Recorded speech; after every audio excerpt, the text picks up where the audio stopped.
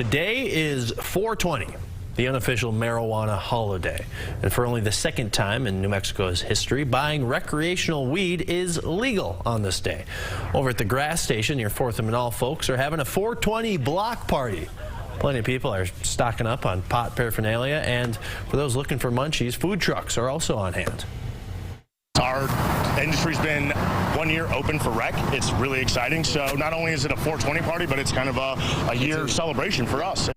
That block party will be going on through 8 o'clock tonight, and while some people are having fun with this, for others, it's a day to reflect on how legalized marijuana has changed community safety, especially on the roads. Brianna Wilson went to the first ever Traffic Safety and Cannabis Summit this morning. Brianna, they want to keep drivers safe, but they say there's still a lot we don't know about how cannabis impacts drivers here.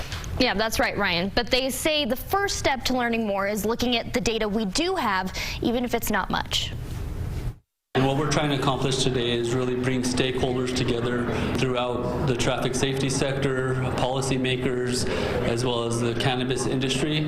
All with one goal: keeping our roads safe. Drugs and alcohol are always the #1 most commonly reported factor in fatal crashes. Jessica Bloom is a UNM scientist who's been keeping track of the limited data New Mexico has on cannabis-involved crashes. The state only really has cannabis-specific data in crashes for people who are killed in crashes. And later tested positive for the substance. Data shows an overall increase in deaths between 2018 and 2021. 71 driving deaths in 2021 involved cannabis.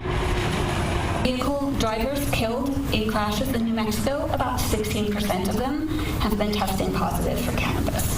Cannabis involved doesn't necessarily mean impaired, because the substance can remain in your system long after its effects wear off. And that was a point brought up by Ben Lewinger with the New Mexico Cannabis Chamber of Commerce. So there's not a good way to chemically test for cannabis impairment, and I don't think there ever will be, and I think that's why it's really important for the state to invest in drug recognition experts. Researchers admit there's still a lot they don't know about the connection between cannabis and crashes. But I can't actually tell you the number of victims in crashes involving cannabis, since we don't always get the toxicology data on the surviving drivers. That's why NMDOT says this summit is so important. You know, we don't know what law enforcement needs. We don't know what traffic safety needs. We don't know what the lawmakers need in order to actually implement programs that are surrounded or that are driven by cannabis-impaired driving.